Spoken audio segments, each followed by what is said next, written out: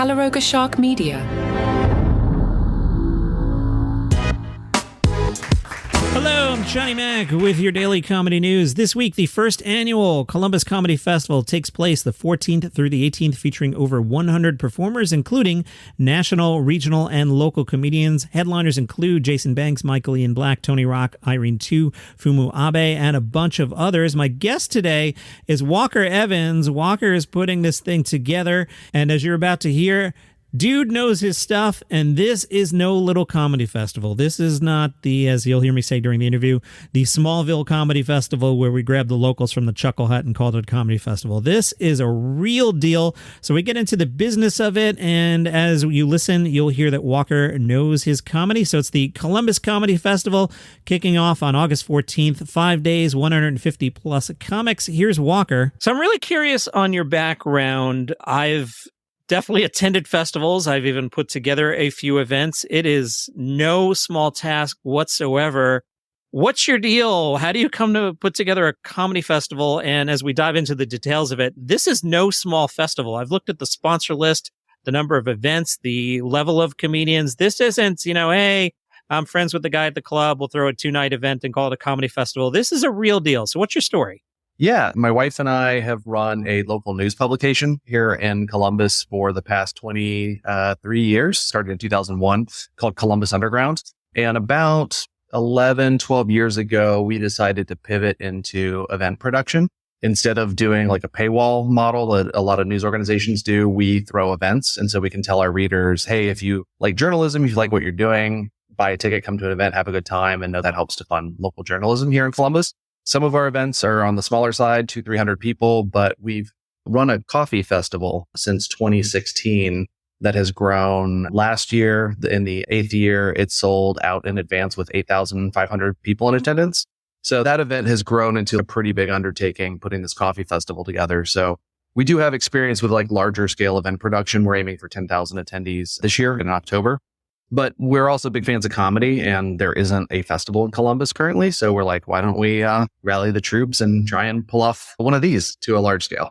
All right, so many questions. Let's start with the business sides. Presumably Sure. You have existing relationships with sponsors. You're known in the community, so it was a little easier to reach out as opposed to if I just showed up in small town USA and I was like, hey, it's the Smallville Comedy Festival. Who wants to sponsor it? Can I have a check? So I assume it was a little more straightforward because of your 2 decades. Yeah. We've built a pretty good reputation on being able to pull off the events that we say that we're going to produce. So we've got a little bit of history and again, 20 years, connecting. Columbus is a really interesting city because it's a region of 2 million people. So we're a pretty big city, but it's pretty easy to get to know people here. You just reach out and say, hey, do you want to get coffee? And you can connect with people pretty easily. There's not a lot of gatekeepers. So yeah, and I think people really we love festivals. We have a whole summer lineup of the Arts Festival, the Asian Festival, the Red, White, and Boom. We have a huge Pride Festival. So all summer long, people are looking for things to do. And because we're not replicating something else that's already here, there's 6 different taco festivals. We're not like, hey, we're going to be Taco Fest number 7. Because we're doing something different, there isn't a comedy fest currently. There have been some in the past that have come and gone. People seem to be really excited about something new to add to the lineup.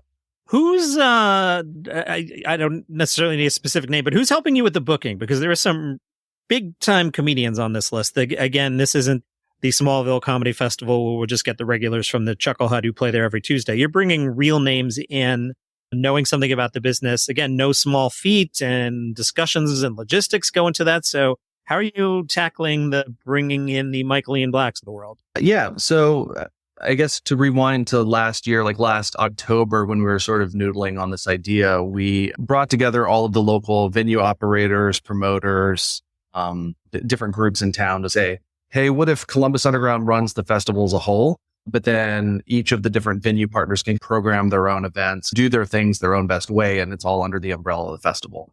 So that allowed others to do their own things. And so, for example, the Attic, which is a local club, they're bringing in Jim Florentine. They have a pre-existing relationship with him, so they're able to tap into him pretty easily.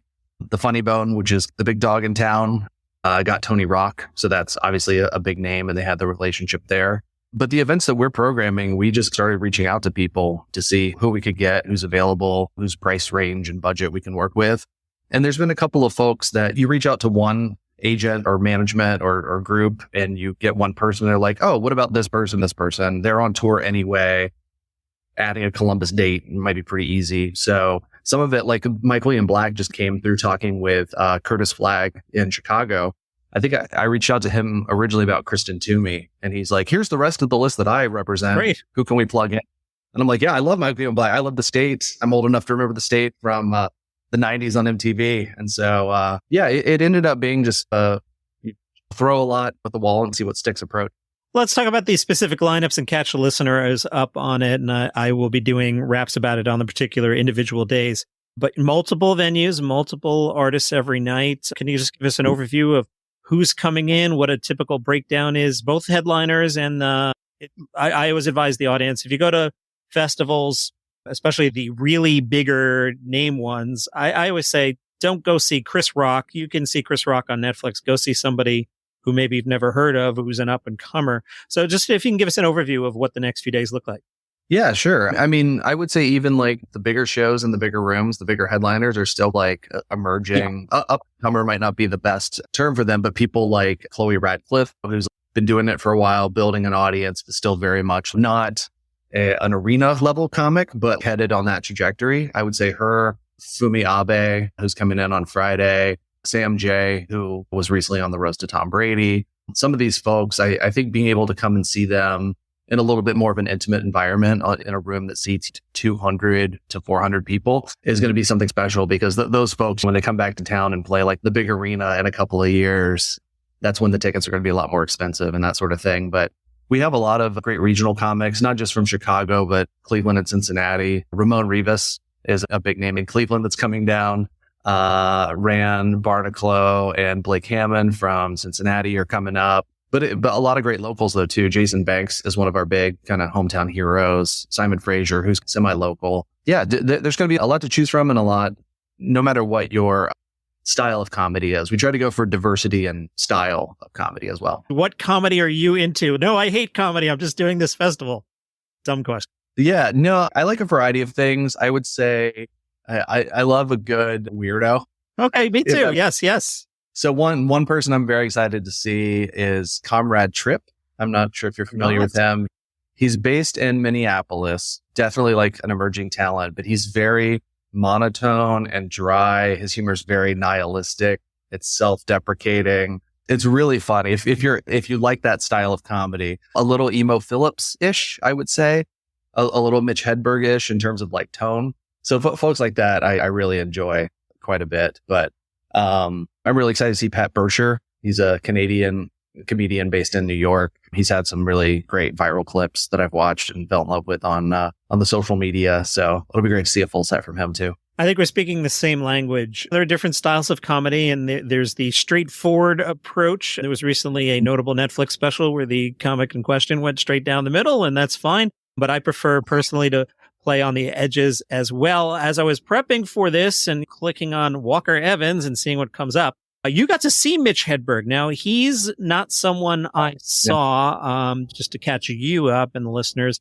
I started running SiriusXM comedy. I think it was 2004. So Mitch was around and hot. I've told the listeners a story before. We were doing a broadcast at the Javits Center at the New York Car Show. Jim Brewer was our afternoon drive host, and it's been 20 years. Jim was a little pissy that day because the night before, Mitch didn't show up for a show. We later found out the reason Mitch didn't show up for the show is because he had passed away, but he was booked on the show that day. So I never got to see him. I never got to meet him. I know his wife reasonably well. What was it like seeing Mitch Hedberg in concert? It was great. We were big fans. This was at what was then the Cleveland Improv. I think it's rebranded to the Cleveland Funny Bone.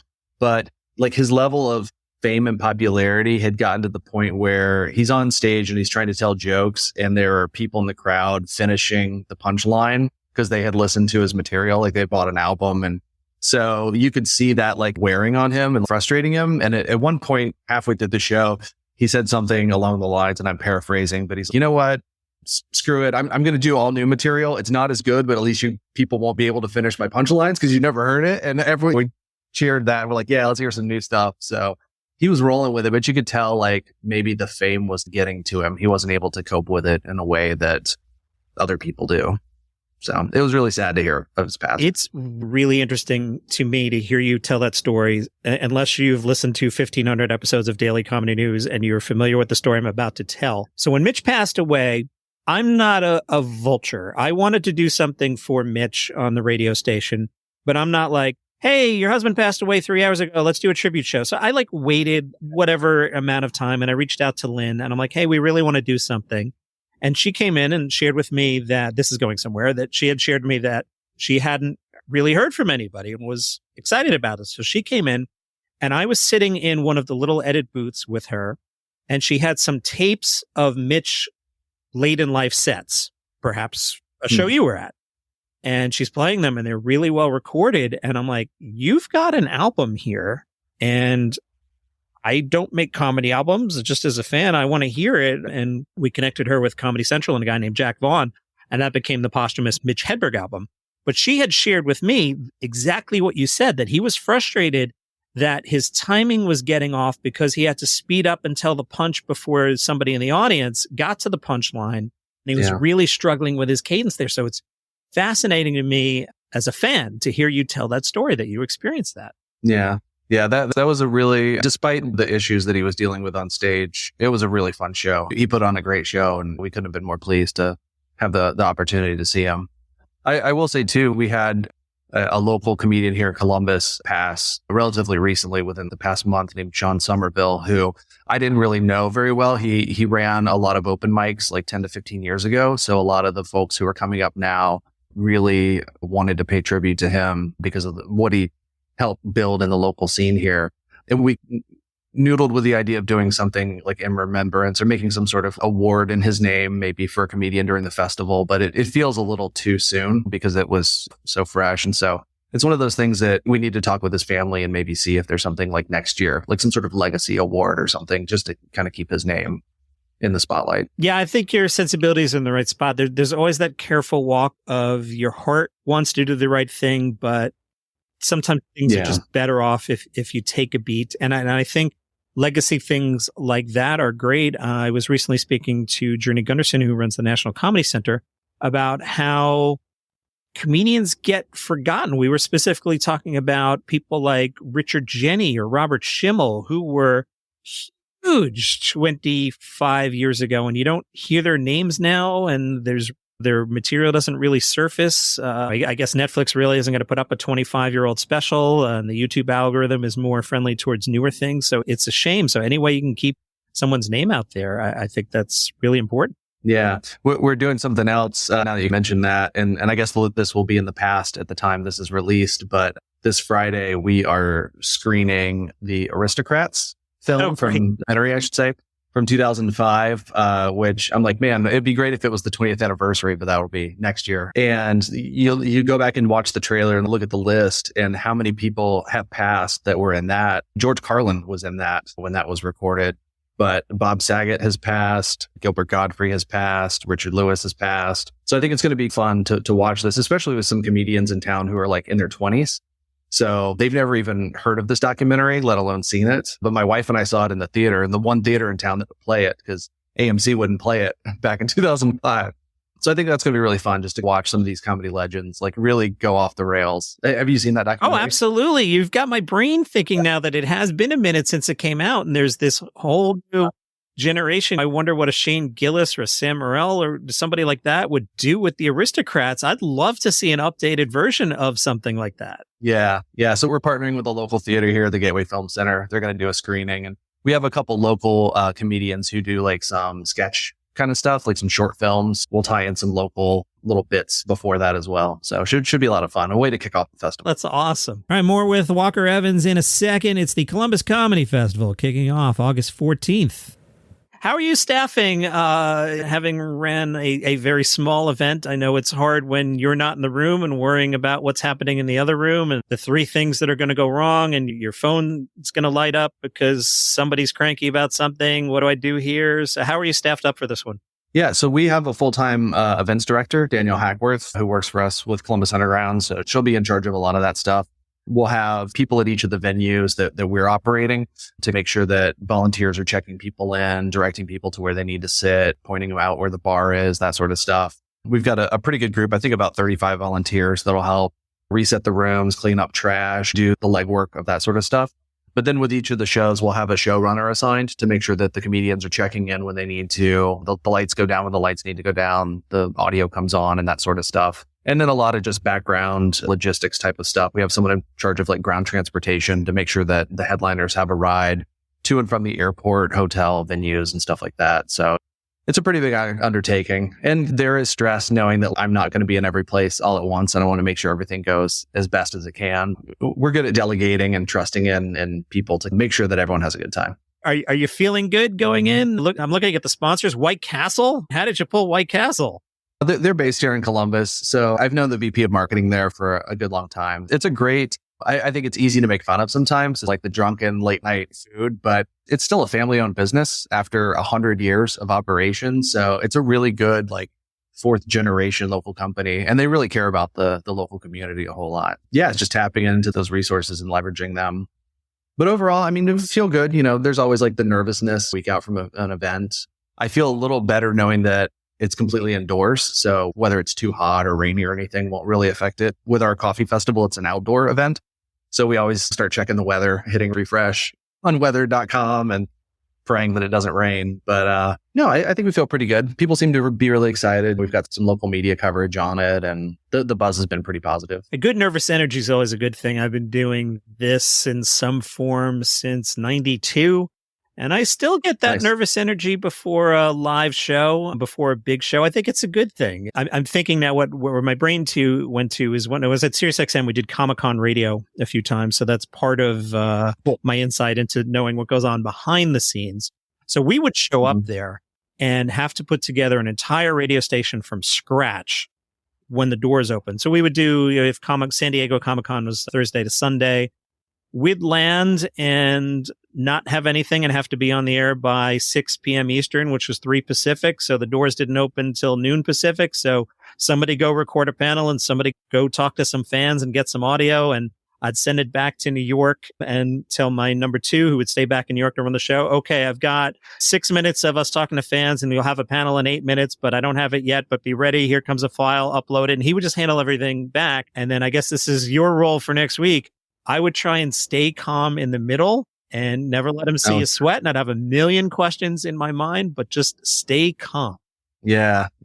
I think we've learned with the iterations of the coffee festival, the minutia, the detail that like can get under your skin and make you freak out in the moment. You're the only one paying attention to that. Everyone else is having a good time. And you're just like, you're so focused on some of the little tiny things that like you have to learn to like let some of that go and just look at the thing as a whole. So, yeah. I was at my daughter's musical last weekend and she was saying, I don't know, somebody missed a line or somebody had to ad lib something to cover something. And I said, I'm in the audience. I didn't notice. I don't know. Go in there. What other comedians are you into these days who aren't at the festival? What are you watching? What are you digging? Yeah, I would say some of the ones that I wanted to have and they either weren't available or some other sort of scheduling conflict. I've really been enjoying Jeffrey Asmus a whole lot. Mm-hmm. I've seen him live times. He is a killer. His crowd work is probably some of the best. I know crowd work's an overdone thing, but he's hilarious. Sam Talent is another one who the special he released earlier this year is really good. The Toads Morale, his videos he's been posting on YouTube, his travel videos have been really great. Trips to Tokyo and Paris, just like tag along with Sam Talent and friends. Those have been fun. Jordan Jensen is another one who I love to see. She's coming to the Funny Bone in September, and they're one of our venue partners, so it didn't really make sense to have her in town August and then September would cannibalize. So maybe we'll try and get her next year. And then one of the specials that really blew me away, I mostly listened to it on a bike ride, and then I stopped my bike ride and got off to like finish watching it on my phone, was Mo Welch, her new special, Dad Jokes. Yeah. That was so well done because one part documentary, one part stand-up special. And it blew me away. I guess those are a few, I guess. So another thing that's coming across here, and kudos to you, is you're not a business dude who went, we could probably make some bucks if we threw a comedy festival. You're clearly a fan. You clearly know the space. Yeah, I try. I'm sure I have my blind spots. I'm sure there's comedians out there who are great that I've never even heard of. But yeah, I mean, at the end of the day, we are trying to make money because we're trying to fund journalism and keep that alive in some way, shape, or we're paying every performer, even if they're just on stage for 5 minutes, they're getting a little bit of something. Because I want not just the headliners, but the locals to feel like this is a career path for me and something I can develop. And so I want the venues to make money. I want the bartenders to make money. If everybody comes away from this, like having a good time, feeling good, and a little bit more money in their pocket at the end of the day, then we all win. And hopefully that can be something sustainable too. If it were a quick cash grab sort of a thing, like we could just try and do as much, but then people wouldn't want to come back next year. If they're like, well, I performed, but I didn't see any sort of profit or benefit, then it makes asking them to come back a second time a tough question. Yeah, sometimes people get weird about when you're just being real about money. For example, I'm enjoying talking to you. I'm excited for the festival. I like comedy.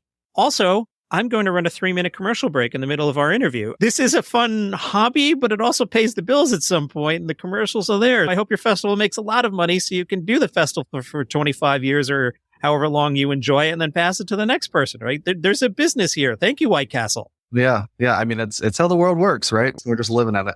I'm not good at geography. How far away is Yellow Springs? Because I know there's some comedians over there. Any chance? Yeah, Yellow Springs is super close. It's maybe an hour drive, like 50 miles. It's a little bit closer to Dayton than it is Columbus, but it's like a fun road trip because Yellow Springs is very like, there's some great hiking. It's very hilly and scenic over there, but I've not been to the new club that Chappelle opened, the firehouse that he renovated. I know it's delayed because of the pandemic, but it soft opened, I want to say like at the beginning of the year. But the local club I mentioned earlier, the Attic, built a relationship through his son and had Dave come to the Attic here in Columbus. Oh, wow, nice. Yeah, he did 3. This was last summer. He did 3 like unannounced shows. So like tickets went on sale at noon for the show that night at 8 p.m.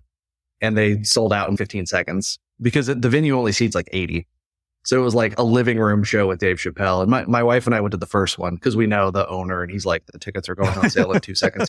But such and Dave, you know, love him or hate him. It was an interesting show that we wanted to be there and be a part of. And so it was very electric. Like the club was really like alive that night, which was a lot of fun. And hopefully they can do more of that sort of stuff. They did something similar earlier this year with Mark Normand, who was in town doing like a bigger show in one of the downtown theaters. And he did like a sort of unannounced walk on 20 minutes at the Attic. And it was one of those things like if you knew he was going to be there, you bought the tickets, but it wasn't really advertised. So fun stuff like that. That's fantastic. You mentioned crowd work and good crowd work and bad crowd work. I'm a fan of good crowd work. For example, if Dave Attell walks into a club, I'd rather Dave just freeform for an hour. I've seen Chappelle a few times do where he's not doing his act, where he just takes the stage and just talks and it can be anything from 15 minutes to 2 hours. I love that, just freeform stuff. So that's awesome that you got to see him do a pop-up show. And he does a lot of those. I usually prep this show in the morning, record it around midday, and then it goes out at 3 a.m. the next day. The amount of times I've told the listeners, Dave Chappelle announced a pop-up show, but it's already sold out. I would have told you about it, but I didn't know. That happens a lot. Yeah, it's really cool. And I should shout out the other venue partners as well. The Don't Tell crew that's based here in Columbus. Over the past 2 years that they've been running Don't Tell shows, they've turned it into the #1 ticket selling market in the country here in Columbus. And so Simon Frazier, shout out to him, who books all the Don't Tell shows. He's operating out of Chicago now and helping to book Don't Tell in Chicago. They do a great job and bring in so many. That's where I've seen Jeffrey Asmus twice in the past 2 years is at Don't Tell shows here in Columbus. But they bring in some talent to those shows. We're also working with Hashtag Comedy, a newer club, started as an improv troupe, and they do a lot of variety shows and sketch shows and improv shows. And then we're also working with the Nest Theater that was founded by some old school Chicago improv trainees that have been doing it for 20 years, called the Nest Theater. And Tara and Rance are amazing at improv, and they sell their shows out. They do a great job with all their improv work. If you like comedy, we decided to go the route of, instead of doing like big expensive festival passes, it's fully a la carte, and the median ticket price is $20. So people can feel like they can go see 2 or 3 or 4 different shows without feeling like they're breaking the bank and investing in a $300 festival pass. So I would just recommend people pick a random show, pick someone you've never heard of. You're going to have a good time no matter what. And it's only $20. He's Walker Evans. I'm Johnny Mack, and it's the Columbus Comedy Festival kicking off Thursday, 5 days, 150 plus comics. And that is your comedy news for today. See you tomorrow with a normal episode.